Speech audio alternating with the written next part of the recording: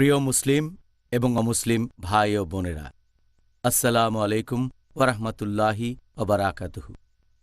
আমাদের সৃষ্টিকর্তা মহান আল্লাহ তাআলার দয়া, শান্তি ও রহমত আপনাদের সবার উপরে বর্ষিত হোক। আমাদের এই অনুষ্ঠানে স্বাগতম। Ramzan a date with doctor Zakir. আমি আপনাদের হোস্ট ইউসুফ চেম্বার্স। আর আজকে আমাদের অনুষ্ঠানে আলোচনার টপিক হচ্ছে রমজান, দোয়া বা প্রার্থনা করার মাস। ডক্টর জাকির, আসসালামু আলাইকুম রহমতুল্লাহি ওয়া বারাকাতুহু। ওয়ালাইকুম আসসালাম রহমতুল্লাহ বারাকাতুহু। তো ডক্টর জাকির, গত পর্বে আমাদের আলোচনার টপিক ছিল অনুশোচনা বা তওবা করার মাস রমজান। আর এই টপিকটা আসলেই অনেক বড়, সেই জন্য আমরা দর্শকদের পাঠানো সবগুলো প্রশ্নের উত্তর দিতে পারিনি। আজকে আমরা ইন্টারভিউতে সময় কমিয়ে দিয়ে দর্শকদের পাঠানো প্রশ্নের উত্তর বেশি গুরুত্ব দেব। ইনশাআল্লাহ। এটার টপিক হবে তওবা এবং দোয়া করার ব্যাপারে। এই দুইটার মধ্যে পার্থক্যটা সামান্য হলেও সেটাই আসলে অনেক বেশি। ডক্টর জাকির, আপনাকে আমি প্রথম প্রশ্নটা করছি যে এই পবিত্র রমজান মানুষগুলো কেন প্রায় সময় দোয়া বা প্রার্থনা করার মাস বলে থাকে? আলহামদুলিল্লাহ, ওয়াসসালাতু ওয়াসসালাম আলা রাসূলিল্লাহ ওয়া আলা আলিহি ওয়া সাহবিহি আজমাইন, আম্মা বাদ। আউযু বিল্লাহি মিনাশ শাইতানির রাজীম। বিসমিল্লাহির রহমানির রহিম। রব্বি ইশরাহ লি সাদরি ওয়াইসির লি আমরি ওয়াহলুল উকদাতাম মিন লিসানি ইয়াফকাহু কাওলি। এই প্রশ্নের উত্তর দেওয়ার আগে আমি আপনাদের বলি, এই দোয়া বা প্রার্থনা শব্দটার অর্থ কি। দোয়া বা প্রার্থনা মানে আমাদের স্রষ্টা সর্বশক্তিমান আল্লাহ সুবহানাহু ওয়া তাআলাকে আহ্বান করা, ভক্তির সাথে, আন্তরিকতা ও ধর্মীয় ভাবগাম্ভীর্যে এবং পুরোপুরি আত্মসমর্পণের মাধ্যমে। আমাদের নবী মুহাম্মদ সাল্লাল্লাহু আলাইহি ওয়াসাল্লাম বলেছেন, এই সহিহ হাদিসটার উল্লেখ আছে তিরমিজিতে, হাদিস নাম্বার 2616। আমাদের নবী মুহাম্মদ সাল্লাল্লাহু আলাইহি ওয়াসাল্লাম বলেছেন যে ভালো কাজের প্রবেশ পথ তিনটা। প্রথমটা হচ্ছে রোজা, যেটা দোজখের আগুনের সামনে ঢালস্বরূপ। দ্বিতীয় পথ হচ্ছে সাদকা, মানে পরোপকার। পরোপকার পাপকে নিভিয়ে দেয় যেভাবে পানি নেভায় আগুনকে। তৃতীয় পথ হচ্ছে শেষ রাতের দিকে, রাতের শেষ ভাগে নামাজ আদায় করা। তাহলে আমরা বুঝতে পারছি যে দোয়ার সাথে সম্পর্ক আছে নামাজ এবং রোজার। আর আল্লাহ তাআলা পবিত্র কোরআনে বলেছেন, সূরা বাকারা অধ্যায় নম্বর 2 আয়াত 186, আল্লাহ বলেছেন, আমার বান্দারা যখন আমার সম্পর্কে তোমাকে প্রশ্ন করে তাদের বলো যে আমি তাদের খুব কাছেই আছি, আর আমি সব আহ্বানকারীর আহ্বানে সাড়া দেই। এবং তাদের বলো, তারা যদি আমার আহ্বানে সাড়া দেয় স্বেচ্ছায় আর আমাকে বিশ্বাস করে, আমি তাদের সঠিক পথে নিয়ে আসব। তাহলে বুঝতেই পারছেন আল্লাহ সুবহানাহু ওয়া তাআলা সব সময়ই তার বান্দাদের খুব কাছাকাছি থাকেন। তিনি বলেছেন, যদি আমার বান্দা, আমার দাস, আল্লাহর বান্দা মানে আমাদের মানুষদের খুব কাছাকাছি আল্লাহ থাকেন। যদি তারা আমার ব্যাপারে জিজ্ঞেস করে তাদের বলো আমি তাদের খুব কাছেই আছি। এখানে আল্লাহ এবং বিশ্বাসীদের মধ্যে ঘনিষ্ঠতার কথা বলা হচ্ছে। আল্লাহ বলেছেন আমি তাদের আহ্বানে সাড়া দেব। এছাড়াও আল্লাহ কোরআনে বলেছেন, সূরা নিসা অধ্যায় নম্বর 4 আয়াত নম্বর 32, আল্লাহর কাছে তাঁর অনুগ্রহ প্রার্থনা করো। আমাদের প্রিয় নবী মুহাম্মদ সাল্লাল্লাহু আলাইহি ওয়াসাল্লাম বলেছেন, এটা আছে সহিহ বুখারীতে খণ্ড নম্বর 8 হাদিস নম্বর 6502। আমাদের নবী বলেছেন যে আল্লাহ বলেছেন, প্রার্থনা করো তাহলে আমি তোমাদের দেব, আশ্রয়ের জন্য প্রার্থনা করো তোমাদের আশ্রয় দেব। আর রমজান মাসকে প্রার্থনা বা দোয়া করার মাস বলা হয়, এ ব্যাপারে আমাদের প্রিয় নবী বলেছেন, এই সহিহ হাদিসটার উল্লেখ করা হয়েছে বাইহাক্কিতে হাদিস নম্বর 6393। আমাদের প্রিয় নবী বলেছেন যে আল্লাহ সুবহানাহু ওয়া তাআলা 3 ধরনের মানুষের প্রার্থনা কখনো ফিরিয়ে দেন না। প্রথম, একজন বাবা যে প্রার্থনা করে সন্তানের জন্য, ছেলে বা মেয়ের জন্য। দ্বিতীয়, একজন রোজাদার মানুষ, বিশেষ করে যখন ইফতার করে। আর তৃতীয়, একজন ভ্রমণকারী।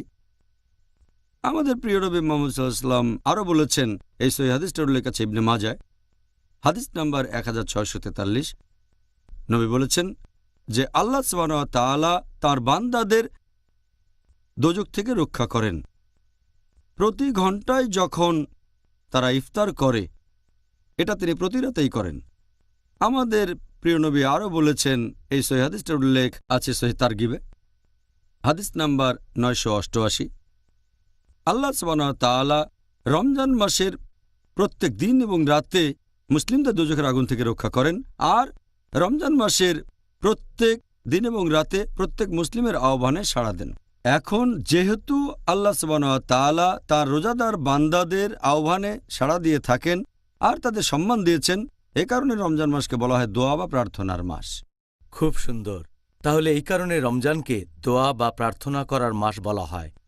এবারে আমি আপনাকে যে প্রশ্নটা করব, ডক্টর জাকির, আপনি কি ব্যাখ্যা করে বলবেন যে আল্লাহ তাআলার কাছে দোয়া বা প্রার্থনা করার আদব কায়দাগুলো কি কি?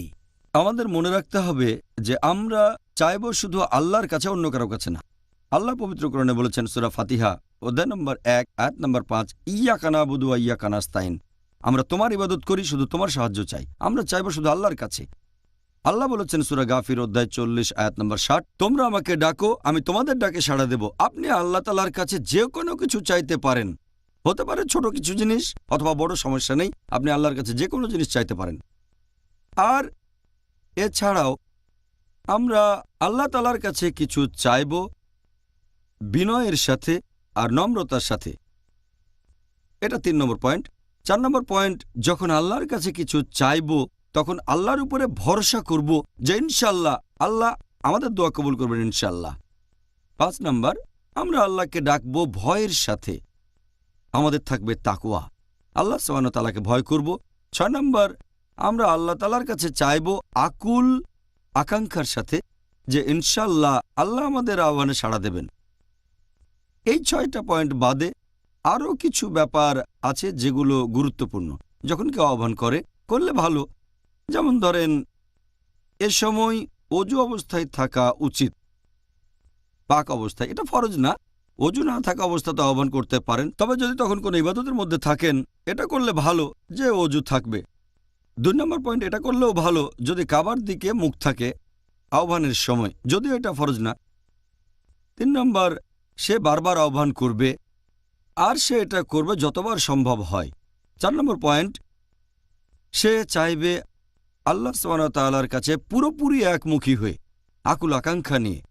আর আমাদের নবী মুহাম্মদ সাল্লাল্লাহু আলাইহি ওয়াসাল্লাম বলেছেন, এই সহিহ হাদিসটার উল্লেখ আছে তিরমিজিতে, হাদিস নাম্বার 3479, যে আমাদের নবী মুহাম্মদ সাল্লাল্লাহু আলাইহি ওয়াসাল্লাম বলেছেন যে মানুষ কিছু চাইবে আল্লাহ সুবহানাহু ওয়া তাআলার কাছে পুরোপুরি একমুখী হয়ে, আর ইনশাআল্লাহ আল্লাহ তার আহ্বানে সাড়া দেবেন।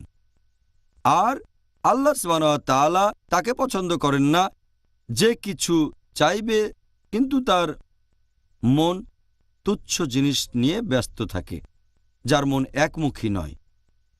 এই হচ্ছে আল্লাহর কাছে আমাদের আহ্বান করার বেশ কিছু আদব কায়দা। জাযাকাল্লাহ খায়ের। ডক্টর জাকির, আপনি দোয়া করার আদব কায়দাগুলি সম্পর্কে বললেন। আপনি বেশ কিছু গুরুত্বপূর্ণ টপিকের কথা বললেন, এগুলো আমাদের জানা উচিত। এখন দোয়া করার কোনো আদর্শ সময় বা জায়গা, এরকম কোনো কিছু কি আছে? যদি সময়ের কথা বলেন, একজন মানুষ আল্লাহ তাআলাকে আহ্বান করতে পারে দিন বা রাতের যে কোনো সময়, পুরো 24 ঘন্টা। তবে কিছু সময় আছে যখন করাটা ভালো। যেমন ধরেন প্রত্যেকবার ফরজ নামাজ শেষ হলে, যেমন ধরেন জুমার নামাজ শেষ হলে, তারপর যখন রোজা আছেন আপনি, বিশেষ করে যখন ইফতার করছেন, আর যখন কেউ প্রার্থনা করছে সিজদা দিয়ে। এছাড়াও করতে পারেন রাতের শেষ ভাগে। আমাদের প্রিয় নবী মুহাম্মদ সাল্লাল্লাহু আলাইহি ওয়াসাল্লাম বলেছেন, এটার উল্লেখ আছে সহিহ মুসলিমে, হাদিস নাম্বার 1655। আমাদের নবী মুহাম্মদ সাল্লাল্লাহু আলাইহি ওয়াসাল্লাম বলেছেন, রাতে 1 ঘন্টা সময় থাকবে, সে সময়ে এমন কোনো মুসলিমই থাকবে না যে ভালো কিছু চাইবে আর সেটা আল্লাহ সুবহানাহু ওয়া তাআলা তাকে দেবেন না। তার মানে রাতে একটা বিশেষ সময়ে আল্লাহ তাআলার কাছে মুসলিমরা যাই কিছু চাক না কেন আল্লাহ সেগুলো দেবেন। আমাদের প্রিয় নবী আরও বলেছেন, এটার উল্লেখ আছে সহিহ মুসলিমে, হাদিস নাম্বার 1657, যে আল্লাহ সুবহানাহু ওয়া তাআলা নিচের আসমানে নেমে আসেন যখন রাতের 1/3 শেষ হয়, আর তখন তিনি বলেন, আমি তোমাদের প্রভু, আমি তোমাদের প্রভু। এমন কেউ কি আছে যে আমাকে ডাকবে আর আমি তার ডাকে সাড়া দেব। কেউ কি কিছু চাইবে, আমি তাকে সেটা দেব। কেউ কি আছে যে ক্ষমা প্রার্থনা করবে, আর আমি ক্ষমা করে দেব। তাহলে আহ্বান করার একটা ভালো সময় রাতের শেষ ভাগ, যখন আল্লাহ তাআলা নেমে আসেন। এই হাদিসটা তারপর আরো বলছে যে আল্লাহ এই প্রশ্নগুলো করতে থাকেন যতক্ষণ না ভোর হয়। তাহলে আহ্বান করার একটা ভালো সময়, সেটা হলো রাতের শেষ ভাগ, ভোরের ঠিক আগে। সুবহানাল্লাহ। ঘুম থেকে উঠে নামাজ, এটা তো পড়ব রাতের শেষ ভাগে, তার মানে এই নামাজটা? তাহাজ্জুদ, যেটা আমরা পড়ি রাতের শেষ তৃতীয়াংশে অথবা মধ্যরাতে পড়ি। আর আহ্বান করার জায়গার কথা যদি বলেন, আমরা আহ্বান করতে পারি যে কোনো জায়গায়। আমাদের নবী মুহাম্মদ সাল্লাল্লাহু আলাইহি ওয়াসাল্লাম বলেছেন, এটা উল্লেখ আছে সহিহ বুখারীতে, খণ্ড নম্বর 1, বুক অব সালাত, হাদিস নম্বর 438, যে আল্লাহ সুবহানাহু ওয়া তাআলা আমার এবং বিশ্বাসীদের জন্য পুরো পৃথিবীকে বানিয়েছেন ইবাদতের স্থান। পৃথিবীর যে কোনো জায়গা থেকে আল্লাহ তাআলার ইবাদত করতে পারেন। তবে তারপরও এমন কিছু জায়গা আছে, যদি আহ্বান করেন কোনো মসজিদে, সবচেয়ে ভালো। আর সব মসজিদের মধ্যে সেরা হচ্ছে হারামাইন শরীফ। প্রথমে হচ্ছে মক্কা, বাইতুল্লাহ, দ্বিতীয় হলো মদিনার মসজিদে নববী। মাশাআল্লাহ। আমরা এখন যদি ওখানে থাকতে পারতাম ইনশাআল্লাহ পরবর্তীতে। ইনশাআল্লাহ। এখন যে লোক প্রার্থনা করছে, তার পরিবেশ আর পরিস্থিতি, এটা কি কোনো প্রভাব ফেলে যে আল্লাহ তাআলা তার দোয়া কবুল করবেন কি বা করবেন না? কথা আমি আগেও বলেছি যে পরিবেশ আর পরিস্থিতি যাই হোক, আপনি আল্লাহ সুবহানাহু ওয়া তাআলার কাছে চাইতে পারেন, আল্লাহ সুবহানাহু ওয়া তাআলাকে আহ্বান করতে পারেন। তবে কিছু পরিবেশ পরিস্থিতি এগুলো থাকলে ভালো। যেমন ধরেন, যখন কেউ রোজা আছে, যখন কেউ ভ্রমণ করছে, অথবা ন্যায়বান শাসক যদি আহ্বান করে, বা ন্যায়নিষ্ঠ ইমাম, অথবা বাবা যদি তার সন্তানের জন্য দোয়া করে, অথবা যে হালাল উপায়ে রোজগার করে আর আহ্বান করে, অথবা যে লোক ইবাদতের সময় সিজদা করে থাকে।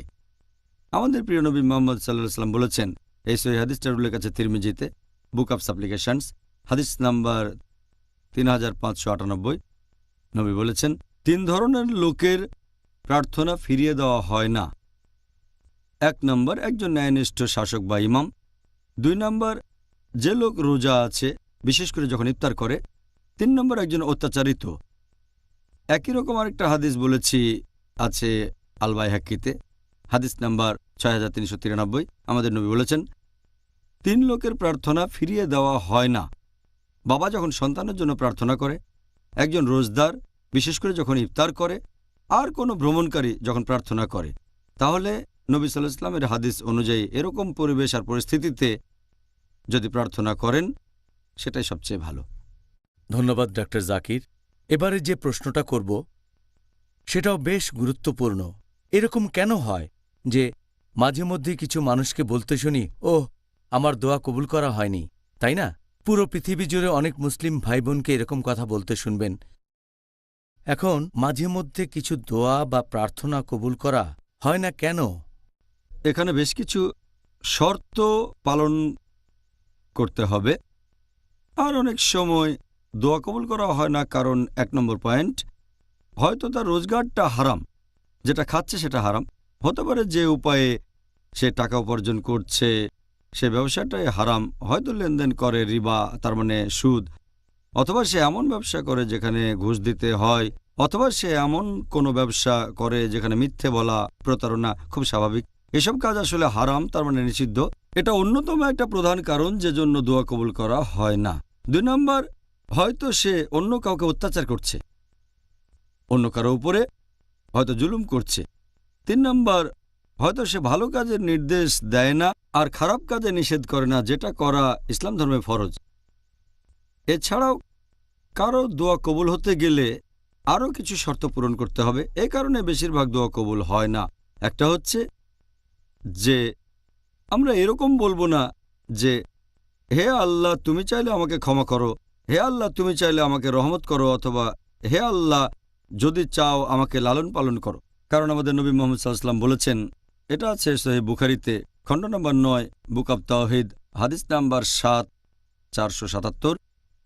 আমাদের নবী বলেছেন, তোমরা দোয়ার সময় এভাবে বলো না যে হে আল্লাহ, তুমি আমাকে চাইলে ক্ষমা করো, হে আল্লাহ তুমি চাইলে আমাকে দয়া করো, হে আল্লাহ তুমি চাইলে আমাকে উদারতা দেখিও।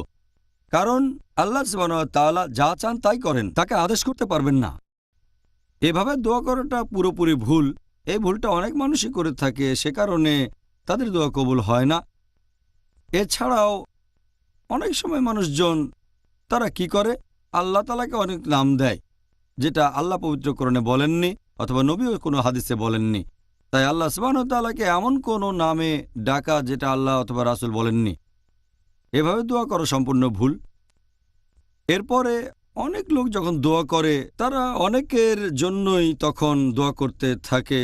যেমন ধরেন, তারা বলল ক্ষমা করে দেন আমার বাবাকে, আমার দাদাকে, তারপর দাদার বাবাকে, আমার মাকে, আমার নানিকে, তারপর নানির মাকে, আমার চাচাকে, চাচিকে, এভাবে বিশাল একটা তালিকা বানিয়ে ফেলে। এর বদলে সংক্ষেপে দোয়া করবেন, বলবেন যে ক্ষমা করেন আমার পরিবারকে, আমার আত্মীয় স্বজনদের অথবা মুসলিম ভাই বোনদের, এটুকুই যথেষ্ট। এছাড়া মানুষজন আরও কিছু একটা ভুল করে যে তারা দোয়া করে শব্দ করে, উচ্চস্বরে প্রার্থনা করে। আল্লাহ বলেছেন পবিত্র কোরআনে সূরা আরাফ অধ্যায় নম্বর 7 আয়াত নম্বর 55 যে তোমাদের প্রতিপালককে ডাকো বিনীতভাবে এবং গোপনে। আল্লাহ পরের আয়াতে বলেছেন সূরা আরাফ অধ্যায় 7 আয়াত 56 তোমরা আল্লাহকে ডাকবে ভয় এবং আশার সাথে। মানুষজন সাধারণত দোয়া করার সময় এই ভুলগুলো করে থাকে। আর এছাড়াও অনেক সময় আমরা যখন আল্লাহ তাআলার কাছে কিছু চাই, হয়তো সব মেনে চললাম, কিন্তু তারপরও আল্লাহ দোয়া কবুল করলেন না। আল্লাহ পবিত্র কোরআনে বলেছেন সূরা বাকারা অধ্যায় নম্বর 2 আয়াত নম্বর 216 যেটা অপছন্দ করো সেটা হয়তো তোমাদের জন্য ভালো, আর যেটা পছন্দ করো সেটা হয়তো তোমাদের জন্য ভালো না। আল্লাহ জানেন, তোমরা জানো না। এখন একজন মুসলিম হয়তো আল্লাহ তাআলার কাছে দোয়া করতে পারে, হে আল্লাহ আপনি আমাকে দেন একটা মোটরসাইকেল বা BMW, 1000 সিসির BMW গাড়ি দেন। আর আল্লাহ দোয়া কবুল করলেন না, কারণ আল্লাহ জানেন যদি তাকে BMW দেওয়া হয় হয়তো জোরে চালাবে, তারপর তার অ্যাক্সিডেন্ট করে পা ভেঙে ফেলবে। এখানে আল্লাহ তাআলা আসলে দোয়া কবুল না করে তার ডাকে সাড়া দিয়েছেন। আল্লাহ সুবহানাহু ওয়া তাআলা তিনি তো সবকিছুই জানেন, ভবিষ্যতে জানেন। যেটা পছন্দ করেন সেটা হয়তো আপনার জন্য ভালো না, আল্লাহ জানেন কিন্তু আপনি জানেন না। জাযাকাল্লাহ খায়ের। তাহলে এর পরের প্রশ্নটাও খুবই প্রাসঙ্গিক যে আপনি কি দর্শকদের কিছু বিশুদ্ধ দোয়ার কথা বলবেন যেটা তাদের জন্য উপকারী, যে দোয়াগুলো তারা এই সময় করতে পারে? এরকম কয়েকশো দোয়া আছে যেগুলো বিশুদ্ধ। আপনি যদি এই বইটা পড়েন, ফর্টিফিকেশন অফ এ মুসলিম, এখানকার দোয়াগুলো আছে পবিত্র কোরআন এবং সহিহ হাদিসে। এই বইটাতে এরকম 100টারও বেশি দোয়া আছে, সব মিলিয়ে সম্ভবত 129টা। আর আমি এখানে কয়েকটা বলছি যেগুলো পবিত্র কোরআন এবং সহিহ হাদিসে উল্লেখ করা হয়েছে। সবচেয়ে কমন দোয়া যেটা পবিত্র কোরআনে আছে সূরা বাকারা অধ্যায় নম্বর 2 আয়াত নম্বর 201 যে রব্বানা আতিনা ফিদ দুনিয়া হাসনাতাও ওয়া ফিল আখিরাতি হাসনাতাও ওয়া কিনা আযাবান নার। হে প্রতিপালক, আমাদের কল্যাণ দাও এই দুনিয়াতে এবং আখিরাতে, আর আমাদের দোজখের আগুন থেকে রক্ষা করো। এটা সবচেয়ে কমন দোয়া যেটা সবাই পড়ে থাকে আর সবচেয়ে ভালো। এছাড়াও পবিত্র কোরআনে আরও কিছু দোয়া আছে, আর কোরআনের দোয়াই সবচেয়ে সেরা, কারণ এগুলো হচ্ছে আল্লাহ তাআলা নিজের বাণী। আল্লাহ বলেছেন সূরা আলে ইমরান অধ্যায় 3 আয়াত 8 রব্বানা লা তুযিগ কুলুবানা বা'দ ইয হাদাইতানা ওয়া হাব লানা মিন লাদুনকা রাহমা ইন্নাকা আনতাল ওয়াহাব। যার মানে হে প্রতিপালক, সরল পথ প্রদর্শনের পর আমাদের অন্তরকে সন্দেহপ্রবণ করো না, তোমার নিকট হতে আমাদেরকে করুণা দাও, নিশ্চয়ই তুমি হলে সবচেয়ে মহান দাতা। এছাড়া লেকচার শুরুর আগে আমি সব সময় একটা দোয়া পড়ি, সেখানে আমি আল্লাহর কাছে সাহায্য চাই। আপনারাও করতে পারেন যখন কোথাও লেকচার দেবেন অথবা এমন কিছু করছেন যে কাজটা খুবই কঠিন। এই দোয়া করেছিলেন মুসা আলাইহিস সালাম যখন আল্লাহ তাআলা মুসা আলাইহিস সালামকে বললেন যে এই বাণী ফেরাউনের কাছে পৌঁছে দাও। তাহলে পবিত্র কোরআনে সূরা তাহা অধ্যায় নম্বর 20 আয়াত 25 থেকে 28 রব্বি ইশরাহ লি সাদরি ওয়া ইয়াসসির লি আমরি ওয়াহলুল উকদাতাম মিন লিসানি ইয়াফকাহু কাওলি। যার মানে হে প্রতিপালক, আমার বক্ষ প্রশস্ত করে দাও এবং আমার কাজকে সহজ করে দাও, আমার জিহ্বার জড়তা দূর করে দাও যাতে তারা আমার কথা বুঝতে পারে। আমরা জানি যে মুসা আলাইহিস সালাম ছিলেন তোতলা, আর আপনারা অনেকে হয়তো জানেন যে আমিও ছোটবেলায় তোতলা ছিলাম, এখনও মাঝে মধ্যে তোতলায় আমি। সেজন্য আমি এই দোয়া পড়ি প্রত্যেক লেকচার শুরুর আগে। মুসা আলাইহিস সালাম আল্লাহর কাছে দোয়া করেছিলেন তার জিহ্বার জড়তা দূর করে দেওয়ার জন্য, যাতে উনার কথা তারা বুঝতে পারে। অনেক সময় দেখা যায় বক্তা এবং শ্রোতার মধ্যে একটা প্রতিবন্ধকতা তৈরি হয়েছে। তাই আমরা আল্লাহর কাছে দোয়া করব এই বাধা যেন দূর হয়ে যায়। তাই প্রত্যেক লেকচারের আগে আমি দোয়া করি যে দর্শক এবং আমার মাঝখানে কোনো বাধা থাকলে যেন দূর হয়ে যায়। এই হচ্ছে কোরআনের কয়েকটা দোয়া। এছাড়াও সহিহ হাদিসেও বেশ কিছু দোয়ার উল্লেখ আছে। একটা সহিহ হাদিস আছে তিরমিজিতে, এছাড়াও আছে সহিহ ইবনে হিব্বানে। আমাদের নবী বলেছেন, যদি কেউ বলে সুবহানাল্লাহি ওয়া বিহামদিহি, যার মানে সকল গৌরব এবং সমস্ত প্রশংসা আল্লাহর, তখন আল্লাহ বেহেশতে সেই লোকের জন্য একটা খেজুর গাছ রোপণ করবেন। আরেকটা হাদিস উল্লেখ করা হয়েছে সহিহ মুসলিমে, বুক অব জিকির, হাদিস নাম্বার 6509। আমাদের প্রিয় নবী মুহাম্মদ সাল্লাল্লাহু আলাইহি ওয়াসাল্লাম বলেছেন যে কেউ যদি বলে সুবহানাল্লাহি ওয়া বিহামদিহি, সকল গৌরব এবং প্রশংসা আল্লাহর, এটা যদি 100 বার বলে, তাহলে রোজ কিয়ামতের দিনে এর চেয়ে ভালো আর কিছুই থাকবে না। এটাই সবচেয়ে ভালো। যদি না কেউ একই রকম দোয়া অথবা এর চেয়ে ভালো কোনো দোয়া করে। এরকম আরেকটা হাদিস আছে সহিহ বুখারীতে, খণ্ড নম্বর 8, হাদিস নাম্বার 6405। আমাদের প্রিয় নবী মুহাম্মদ সাল্লাল্লাহু আলাইহি ওয়াসাল্লাম বলেছেন, যদি কেউ এটা বলে সুবহানাল্লাহি ওয়া বিহামদিহি, সকল গৌরব এবং প্রশংসা আল্লাহর, এভাবে 100 বার বলেন, তার পাপ ক্ষমা করা হবে, এমনকি যদি তার পাপ সমুদ্রের ফেনার সমানও হয়। এছাড়াও আরও হাদিস আছে, আরেকটা হাদিস আছে সহিহ মুসলিমে, হাদিস নাম্বার 749। যখন তোমরা মুয়াজ্জিনের আযান শুনবে, তারপর নামাজের সময় যখন বলবে যে আমি সাক্ষ্য দিচ্ছি অন্য কোনো উপাস্য নেই আল্লাহ সুবহানাহু ওয়া তাআলা ব্যতীত, তার কোনো শরীক নেই, আর নবী মুহাম্মদ সাল্লাল্লাহু আলাইহি সাল্লাম আল্লাহ সুবহানাহু ওয়া তাআলার বান্দা এবং রাসূল। আমি আমার প্রভুকে নিয়ে সন্তুষ্ট, মানে আল্লাহ সুবহানাহু ওয়া তাআলা, আমি আমার নবীকে নিয়ে সন্তুষ্ট মুহাম্মদ সাল্লাল্লাহু আলাইহি সাল্লাম এবং আমার দ্বীন ইসলাম নিয়ে। যদি কেউ এই কথাগুলো বলে, তার পাপ ক্ষমা করা হবে। এছাড়া আরও হাদিস আছে, যেমন ধরেন 5 ওয়াক্ত ফরজ নামাজের পরে আমরা বলি সুবহানাল্লাহ অথবা আলহামদুলিল্লাহ বা আল্লাহু আকবার, যদি 100 বার বলেন তাহলে পাপ ক্ষমা করা হবে। আরেকটা হাদিস আছে, সাধারণত ফরজ নামাজ শেষ হওয়ার পরে আমরা বলি আল্লাহুম্মা আনতাস সালাম ওয়া মিনকাস সালাম তাবারাকতা যাল জালালি ওয়াল ইকরাম। আর ভ্রমণের সময় যদি থাকেন কোনো যানবাহনে, যেমন প্লেনে অথবা গাড়িতে ইত্যাদি, আর আমাদের নবী যে দোয়াটা পড়তেন যে সুবহানাল্লাযী সাখারা লানা হাযা ওয়া মা কুন্না লাহু মুকরিনিন ওয়া ইন্না ইলা রাব্বিনা মুনকালিবুন। তাহলে এই হলো কয়েকটা দোয়া যেগুলো পবিত্র কোরআন এবং সহিহ হাদিসে উল্লেখ করা হয়েছে। জাযাকাল্লাহ খায়ের ডক্টর জাকির। আমরা এবার দর্শকদের কাছ থেকে পাওয়া গুরুত্বপূর্ণ কিছু প্রশ্ন নিয়ে আলোচনা করব। 1 নম্বর করেছেন একজন দর্শক যে আল্লাহর ফজল শব্দটার অর্থ, আমরা যখন বলি হে আল্লাহ আমাদেরকে তুমি দান করো তোমার করুণা থেকে ফজল, তার মানে কি এখানে আমরা বিশেষ করে সম্পদের কথা বলছি? এই ফজল শব্দটার মানে হচ্ছে আল্লাহ সুবহানাহু ওয়া তাআলার করুণা বা সাহায্য, আল্লাহ সুবহানাহু ওয়া তাআলার ফজল। তবে শাব্দিকভাবে এই ফজল শব্দের মানে হচ্ছে অতিরিক্ত। এর মানে আপনি কাউকে কোনো কিছু দিচ্ছেন কোনো রকম পেমেন্ট ছাড়াই। আর যখন আমরা বলি এটা আল্লাহ তাআলার ফজল, তখন বলি যে হাযা মিন ফজলে রাব্বি, এটা আল্লাহ সুবহানাহু ওয়া তাআলার ফজল, এটা আল্লাহ সুবহানাহু ওয়া তাআলার করুণা এবং সহযোগিতা। এর মানে যে মানুষটা এই ফজল পাচ্ছে এটা আসলে ঠিক তার প্রাপ্য না। আল্লাহ সুবহানাহু ওয়া তাআলা দয়া এবং করুণা করে এই জিনিসগুলো দিয়েছেন। তাহলে যখন আমরা বলি যে এটা আল্লাহ সুবহানাহু ওয়া তাআলার ফজল, আমরা আসলে বলতে চাচ্ছি যে আল্লাহ সুবহানাহু ওয়া তাআলা আমাদের অনেক ভালো জিনিস দিয়েছেন। এটা হতে পারে কোনো সম্পদ, আবার নাও হতে পারে, হতে পারে একটা ভালো বাড়ি অথবা ভালো গাড়ি, হতে পারে যে কোনো কিছু। আল্লাহ দিয়েছেন দয়া এবং করুণা করে, আর আমরা এগুলো পাওয়ার যোগ্যই নই, শুধুমাত্র আল্লাহর দয়ার কারণে এগুলো পাচ্ছি। তাহলে আমরা এখানে বেশ ভালোভাবেই বুঝতে পারছি যে এই জিনিসগুলো আমাদের প্রাপ্য না। আল্লাহ সুবহানাহু ওয়া তাআলা আমাদের দয়া আর করুণা করেন, যেহেতু তিনি তার বান্দাদের, তার ভৃত্যদের ভালোবাসেন, সেজন্য এগুলো দিচ্ছেন। আল্লাহ পবিত্র কোরআনে বলেছেন, সূরা নাহল অধ্যায় নম্বর 16 আয়াত নম্বর 61, যদি আল্লাহ সুবহানাহু ওয়া তাআলা মানুষকে তাদের সীমা লঙ্ঘনের জন্য কোনো শাস্তি দিতেন, তাহলে পৃথিবীতে জীবজন্তুই আর বেঁচে থাকত না। এই সব কিছু পাচ্ছি আমরা আল্লাহ তাআলার ফজলের কারণে। এটা আল্লাহর দয়া, আল্লাহ তাআলার অশেষ রহমত। দ্বিতীয় প্রশ্ন, এটাও করেছেন আমাদের একজন দর্শক ডক্টর জাকির। আপনি কি আমাদেরকে এই শব্দটার অর্থ বলবেন? লামাম, এখানে এটার অনুবাদ করা হয়েছে ছোটখাটো পাপ।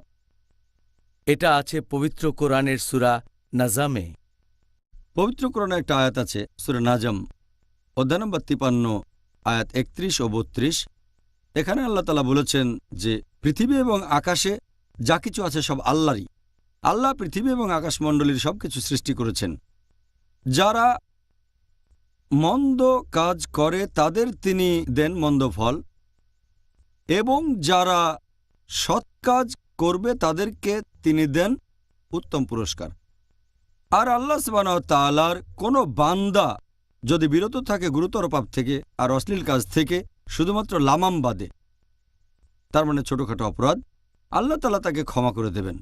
এখন এই ব্যাপারটা নিয়ে বিশেষজ্ঞদের ভেতরে কিছু মতভেদ আছে যে এই আরবি শব্দ লামামের অর্থটা আসলে কি।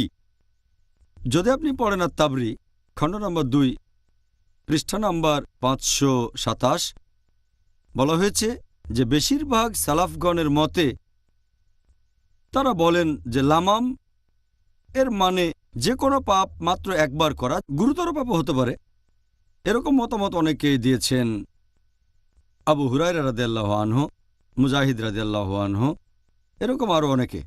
তবে যদি পড়েন কুরতুবী খণ্ড 17, পৃষ্ঠা নম্বর 71, এখানে বলা হয়েছে যে সহিহ ইবনে মুসাইব অনুযায়ী তিনি বলেছেন যে লামাম এর মানে আপনার মাথায় কোনো চিন্তা আসলো আবার চলে গেল, মানে কোনো খারাপ চিন্তা আসলো আবার চলে গেল। এরপর আছেন আল হাসান ইবনে ফাজল, তিনি বলেছেন যে লামাম মানে নিষিদ্ধ কোনো কিছু মাত্র একবার দেখা, অনিচ্ছাকৃতভাবে, হঠাৎ করে, কিন্তু যদি সেটা দ্বিতীয়বার দেখেন তাহলে পাপ হবে। আর আমাদের নবী বলেছেন প্রথমবার দেখার অনুমতি আছে, দ্বিতীয়বার নিষিদ্ধ। যদি প্রথমবার দেখেন অনিচ্ছাকৃতভাবে তাহলে সেটা ছোটখাটো অপরাধ বা লামাম। তারপর যদি পড়েন তাবরী খণ্ড নম্বর 2, পৃষ্ঠা নম্বর 526 ও 527, কিছু কিছু বিশেষজ্ঞ বলেন যে লামাম মানে মুসলিমরা যেসব পাপ করেছে ইসলাম গ্রহণের আগে, সেই সময়ে, তার মানে সে জাহেলিয়ার যুগে, অজ্ঞতার যুগে, আল্লাহ সেসব পাপ ক্ষমা করবেন, এটাই লামাম।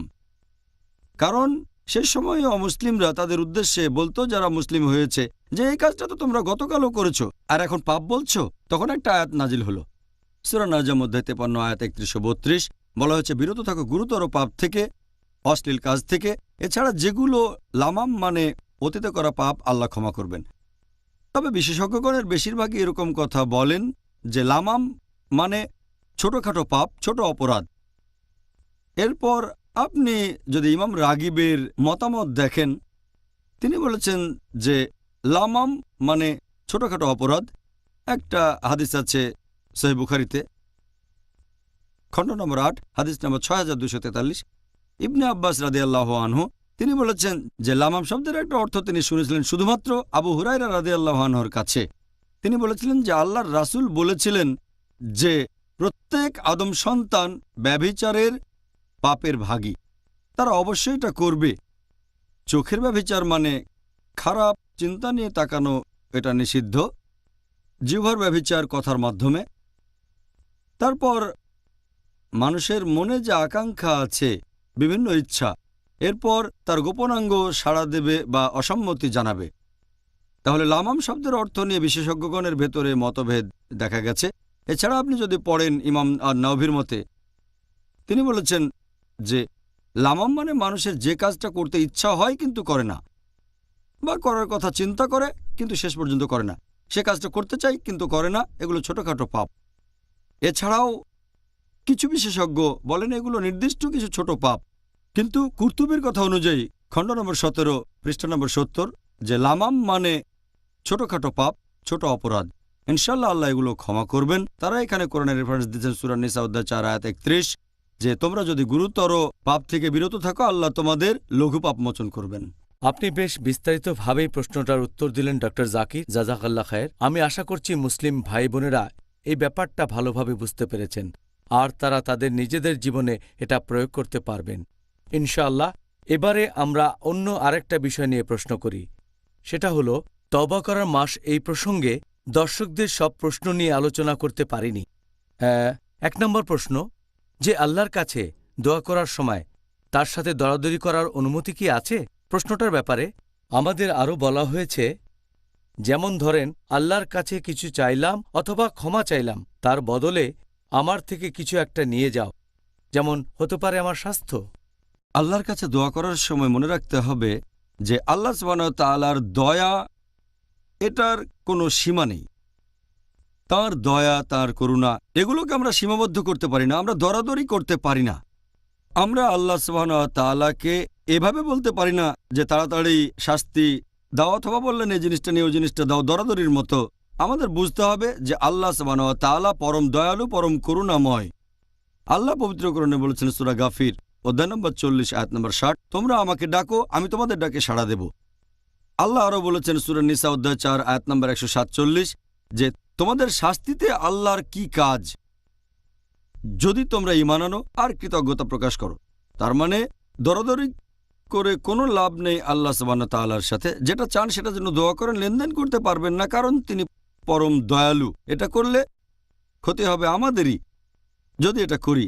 আমার একটা হাদিস মনে পড়ে গেল, সহিহ মুসলিমের খণ্ড নম্বর 4 বুক অব জিকির হাদিস নম্বর 6501। একবার মুহাম্মদ সাল্লাল্লাহু আলাইহি সাল্লাম একজন মুসলিমের কাছে গেলেন যে অসুস্থ, তাকে দেখতে গেলেন। সেই লোক তখন খুবই দুর্বল, হাদিস বলছে মুরগির বাচ্চার মতো দুর্বল।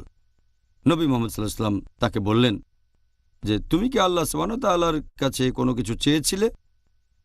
লোকটা বলল, হ্যাঁ, আমি আল্লাহ তাআলার কাছে দোয়া করেছি যে আমাকে তাড়াতাড়ি করে শাস্তি দাও, যে শাস্তিটা পেতাম আখিরাতে সেটা এই দুনিয়াতে দিয়ে দাও। তখন আল্লাহর রাসূল বললেন যে আল্লাহ তাআলার দেয়া শাস্তি সহ্য করার ক্ষমতা তোমার নেই, তোমার আসলে বলা উচিত ছিল রব্বানা আতিনা ফিদ দুনিয়া হাসনাতাও ওয়া ফিল আখিরাতি হাসনাতাও ওয়া কিনা আযাবান নার। এই দোয়াটা আগেও বলেছি যে হে প্রতিপালক, আমাদের কল্যাণ দাও এই দুনিয়াতে আর আখিরাতে, আর আমাদের দোজখের আগুন থেকে রক্ষা করো। সূরা বাকারা অধ্যায় নম্বর 2 আয়াত নম্বর 201। তারপর নবী সাল্লাল্লাহু আলাইহি সাল্লাম তার জন্য দোয়া করলেন, এরপরে সেই লোক সুস্থ হয়ে উঠল। তাহলে আমাদেরকে এটা বুঝতে হবে যে আল্লাহ সুবহানাহু ওয়া তাআলার দয়া করুণার কোনো সীমা নেই। আমরা যে পাপই করি না কেন, অতীতে করা পাপগুলো যাই হোক না কেন, সবসময় আল্লাহ সুবহানাহু ওয়া তাআলার কাছে আমরা ক্ষমা চাইতে পারি, আর তিনি হলেন পরম দয়ালু, পরম করুণাময়। আল্লাহ তাআলার কাছে দোয়া করার সময় এই ব্যাপারটা খেয়াল রাখতে হবে। দ্বিতীয় প্রশ্ন, রমজানের ব্যাপারে তওবা করার মাস প্রসঙ্গে। এখানে প্রশ্নকারী বলেছেন, আমি আল্লাহ তাআলার কাছে দোয়া করার সময় কি অন্য লোকের পাপের জন্য ক্ষমা চাইতে পারব? আর যদি এর অনুমতি থাকে তাহলে সেটা কিভাবে করব? এটা যে করতে পারবেন শুধু তাই নয়, আমাদেরকে বলা হয়েছে যখন দোয়া করবে তখন অন্যান্য মুসলিমদের জন্য দোয়া করবে, অন্যান্য মুসলিম ভাই বোনদের জন্য। অনেক জায়গায় উল্লেখ করা হয়েছে, আর পবিত্র কোরআনে উল্লেখ করা হয়েছে সূরা মুহাম্মদ অধ্যায় নম্বর 47 আয়াত নম্বর 19 যে ক্ষমা প্রার্থনা করো তোমার জন্য এবং মুমিন নর ও নারীদের জন্য। তার মানে আপনি নিজের জন্য ক্ষমা চাইবেন, পাশাপাশি অন্যান্য মুসলিম নর নারীদের জন্য ক্ষমা চাইবেন। আর একটা দোয়া আছে নূহ আলাইহিস সালামের, নূহ নবী, সূরা নূহ অধ্যায় নম্বর 71 আয়াত নম্বর 28 বলা হয়েছে যে নূহ আলাইহিস সালাম আল্লাহর কাছে দোয়া করেছিলেন, ক্ষমা করো আমাকে, আমার পিতামাতাকে এবং যারা মুমিন হয়ে আমার ঘরে প্রবেশ করে।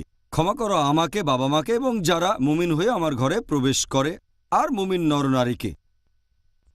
আমাদের নবী মুহাম্মদ সাল্লাল্লাহু আলাইহি ওয়াসাল্লাম বলেছেন, এই হাদিসটার উল্লেখ আছে তিরমিজিতে হাদিস নম্বর 3385, যে আমাদের নবী মুহাম্মদ সাল্লাল্লাহু আলাইহি ওয়াসাল্লাম যখন অন্যান্যদের জন্য প্রার্থনা করতেন প্রথমে ক্ষমা চাইতেন নিজের জন্য, ক্ষমা করো আমাকে, তারপর তিনি বলতেন ক্ষমা করো মুসলিম ভাই বোনদের। তবে আমাদের সাবধান থাকতে হবে যে আমরা ক্ষমা চাইতে পারবো না কোনো মুশরিক বা অবিশ্বাসীর জন্য, কারণ আল্লাহ কোরআনে বলেছেন সূরা তাওবা অধ্যায় নম্বর 9 আয়াত নম্বর 113 যে এই কাজটা সঙ্গত নয় নবীর জন্য এবং মুমিন নরনারীদের জন্য যে তারা ক্ষমা চাইবে মুশরিকদের জন্য যারা আল্লাহর সাথে অন্য কাউকে শরিক করে, এমনকি যদি তারা তোমার আত্মীয় হয়, কারণ এটা নিশ্চিত যে তারা দোজখের আগুনে যাবে। তবে অন্য কিছু চাইতে পারেন, কোনো অবিশ্বাসীর সুস্বাস্থ্যের জন্য দোয়া করতে পারেন, অথবা সম্পদ বৃদ্ধির জন্য দোয়া করতে পারেন। এমন হলে কোনো সমস্যা নেই। সবচেয়ে ভালো যে দোয়া আছে মুশরিকদের জন্য, অবিশ্বাসীর জন্য, সেটা হেদায়েত। আমাদের নবী মুহাম্মদ সাল্লাল্লাহু আলাইহি ওয়াসাল্লামও করেছিলেন। এই হাদিসটার উল্লেখ আছে তিরমিজিতে, হাদিস নম্বর 3681।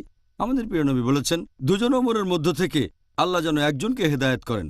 আর ওমর বিন খাত্তাব রাদিয়াল্লাহু আনহুকে আল্লাহ হেদায়েত করলেন, ওমর মুসলিম হলেন। তাহলে অবিশ্বাসীদের জন্য দোয়া করবেন যে হেদায়েত করো, এটাই তাদের জন্য সবচেয়ে ভালো দোয়া। সুবহানাল্লাহ, আল্লাহ তাআলা যেন আমার মাকে হেদায়েত করেন ইনশাআল্লাহ, আমিন।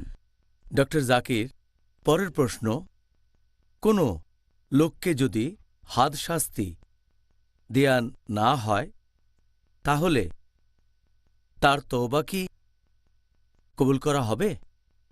কথা আগেও বলেছি, আমাদেরকে বুঝতে হবে যে আল্লাহ সুবহানাহু ওয়া তাআলার মহত্ব, তাঁর দয়া এবং করুণার কোনো সীমা নেই। যদি আপনি কোনো অপরাধ করেন, যদি অন্য কারো সম্পত্তি কেড়ে নেন, তাহলে সেটা ফেরত দিতে হবে। কিছু চুরি করলেও সেটা ফেরত দিতে হবে। কারো কাছ থেকে কিছু নিলে ফেরত দিতে হবে। তবে যদি শুধু হয় আপনার এবং আল্লাহর ব্যাপার, তখন আপনি কখনোই হতাশ হবেন না, কখনোই ভাববেন না যে আল্লাহ ক্ষমা করবেন না। আপনি যে ধরনের পাপই করেন, হতে পারে সবচেয়ে গুরুতর পাপ, যদি অনুশোচনা করেন আন্তরিকভাবে, গত পর্বে এটা নিয়ে বলেছিলাম, আল্লাহ যে কোনো পাপ ক্ষমা করবেন। কিন্তু যদি অন্য মানুষের কোনো ক্ষতি করে থাকেন, তাহলে সেখানে আপনাকে ক্ষতিপূরণ দিতে হবে। আল্লাহ পবিত্রকরণে বলেছেন সূরা ফুরকান অধ্যায় নম্বর 25 আয়াত নম্বর 68, এবং যারা আল্লাহ তাআলার সাথে অন্য কাউকে শরিক করে না, অথবা যথার্থ কারণ ছাড়া যারা কোনো মানুষকে হত্যা করে না, মেরে ফেলে না, অথবা যারা ব্যভিচার করে না, এবং যে এইগুলো করবে সে শাস্তি ভোগ করবে। তারপর আল্লাহ বলেছেন এর পরের আয়াতে, সূরা ফুরকান অধ্যায় 25 আয়াত নম্বর 70, এবং যারা ঈমান আনে, তওবা করে এবং সৎ কাজ করে, আল্লাহ সুবহানাহু ওয়া তাআলা তাদের পাপ পরিবর্তন করে দেবেন, খারাপ কাজগুলোকে বদলে দেবেন ভালো কাজ দিয়ে। তাহলে এটা আল্লাহ তাআলার দয়া। এখন যদি এই হাদ শাস্তির কথা বলেন, যদি কোনো মানুষ নিজে থেকেই বুঝতে পারে যে সে পাপ করেছে, যেমন ধরেন হয়তো সে ব্যভিচার করেছে, সে আল্লাহর কাছে তওবা করবে আর ক্ষমা প্রার্থনা করবে। এটা হচ্ছে তার এবং আল্লাহ সুবহানাহু ওয়া তাআলার ব্যাপার। আর এটা আবশ্যিক না যে ব্যাপারটা অন্যদেরকে বলতেই হবে, কারণ যদি বলা হয় তাহলে হাদ শাস্তি সেখানে দেওয়া হবে। তবে আরও একটা হাদিসের উল্লেখ আছে, মুয়াত্তা খণ্ড নম্বর 2 বুক অব পানিশমেন্ট, হাদিস নম্বর 12। আমাদের নবী মুহাম্মদ সাল্লাল্লাহু আলাইহি ওয়াসাল্লাম বলেছেন, তোমরা পাপ করা বন্ধ করো, গুরুতর পাপ ইত্যাদি। যদি পাপ করো সেটা লুকিয়ে রাখবে আর আল্লাহ তাআলার কাছে ক্ষমা প্রার্থনা করবে, তওবা করবে। যদি সেটা প্রকাশ করো তাহলে হাদ শাস্তির ব্যবস্থা করতে হবে। তার মানে যদি সেই পাপের কথা জানেন দেশের সুলতান অথবা দেশের শাসক অথবা একজন কাজী বা বিচারক, তখন সেই ব্যক্তির জন্য এটা আবশ্যিক হয়ে যায়, তিনি হাদ শাস্তির ব্যবস্থা করবেন। পাথর ছুঁড়ে মৃত্যুদণ্ড যদি ব্যভিচার করে, অথবা এমন কোনো পাপ যেখানে শাস্তি হচ্ছে মৃত্যুদণ্ড। তবে যদি অজানা থাকে আর যে পাপটা করেছে অন্য কারো ক্ষতি করে থাকলে ক্ষতিপূরণ করে দেবে সেটা। তবে যদি সেটা হয় শুধুমাত্র তার এবং আল্লাহর ব্যাপার, তাহলে সে ক্ষমা প্রার্থনা করবে, আল্লাহর কাছে তওবা করবে, পাপটা লুকিয়ে রাখবে। এটা আবশ্যিক না যে কোনো লোক তওবা করলেই তাকে হাদ শাস্তি দিতে হবে। তবে আমাদের সামনে উদাহরণ আছে, মাইজ ইবনে মালিক, তিনি তওবা করেছেন আর স্বেচ্ছায় আল্লাহর খাতিরে মৃত্যুদণ্ড মেনে নিয়েছেন, আল্লাহ ক্ষমা করেছেন। আর নবী বলেছেন এই ক্ষমা মদিনার লোকজনের মাঝে ভাগ করে দিলে তারা সবাই ক্ষমা পেয়ে যেত। তবে সাধারণভাবে এটা আবশ্যিক না যে তওবা করার জন্য কাউকে করবেন। ইনশাআল্লাহ, জাযাকাল্লাহ খায়ের।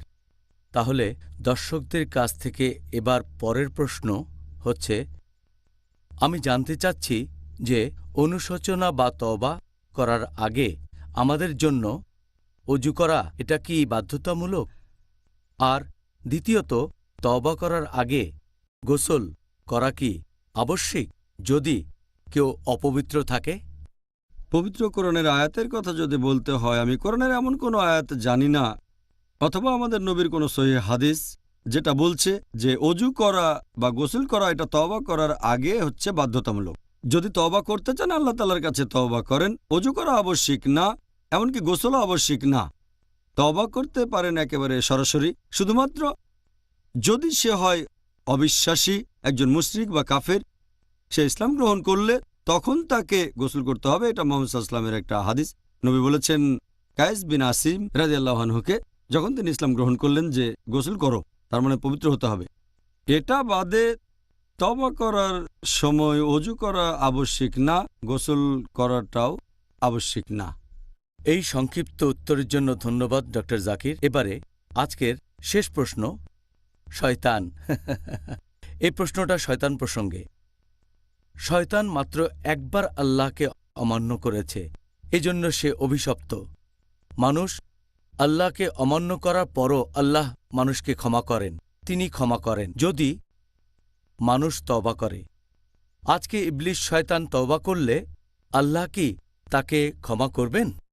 যদি পবিত্র কোরআন পড়েন, আদম আলাইহিস সালাম এবং ইবলিসের গল্প কোরআনের বেশ কয়েক জায়গায় বলা হয়েছে। সূরা বাকারা অধ্যায় 2, সূরা আরফ অধ্যায় 7, সূরা হিজর অধ্যায় 15, সূরা কাফ অধ্যায় 18, অনেক জায়গায়। যদি আপনারা সেই গল্পটা পড়েন, সেখানে আদম আলাইহিস সালাম যখন তিনি তার ভুল বুঝতে পারলেন, আল্লাহর কাছে তওবা করলেন, আল্লাহ তখনই তাকে ক্ষমা করে দিলেন। এছাড়া হাওয়া আলাইহিস সালামকে আল্লাহ ক্ষমা করলেন। তবে যদি আপনি ইবলিসের গল্পটা দেখেন ভালো করে, এটা আছে কোরআনে সূরা আরফ অধ্যায় 7 আয়াত 14। ইবলিস যখন আল্লাহকে অমান্য করলো, আল্লাহ বললেন যে আমি ফেরেশতাদের বললাম তোমরা আদমকে সেজদা করো, সবাই সেজদা করলো ইল্লা ইবলিস, ইবলিস বাদে। এটা আছে সূরা বাকারা অধ্যায় 2, সূরা আরফ অধ্যায় 7। তবে আল্লাহর কাছে তওবা করার বদলে ইবলিস বলল, এটা আছে সূরা আরফ অধ্যায় 7 আয়াত 14, যে পুনরুত্থানের দিবস পর্যন্ত তুমি আমাকে অবকাশ দাও।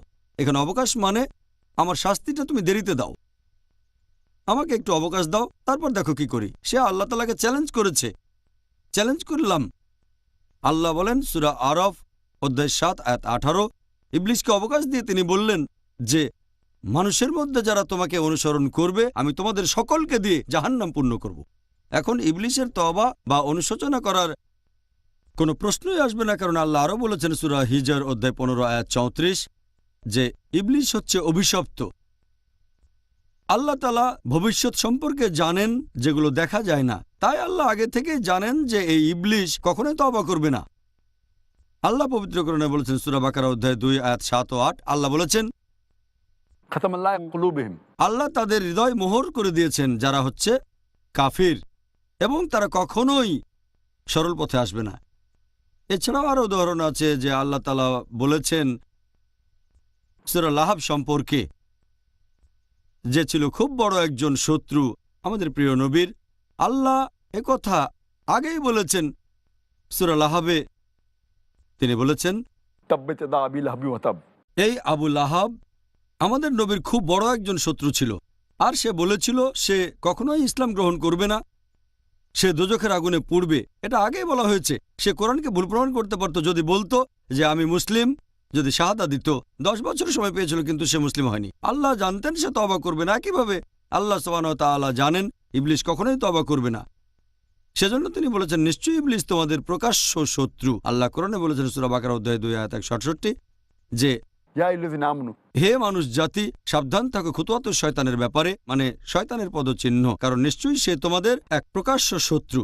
তাহলে কোরআনের এই আয়াতগুলো থেকে আমরা বুঝতে পারছি যে ইবলিস কখনো তওবা করবে না। আল্লাহ এটা জানেন, আর সেজন্যই বলেছেন যে ইবলিস হচ্ছে মানুষ জাতির প্রকাশ্য শত্রু, আর সে অভিশপ্ত।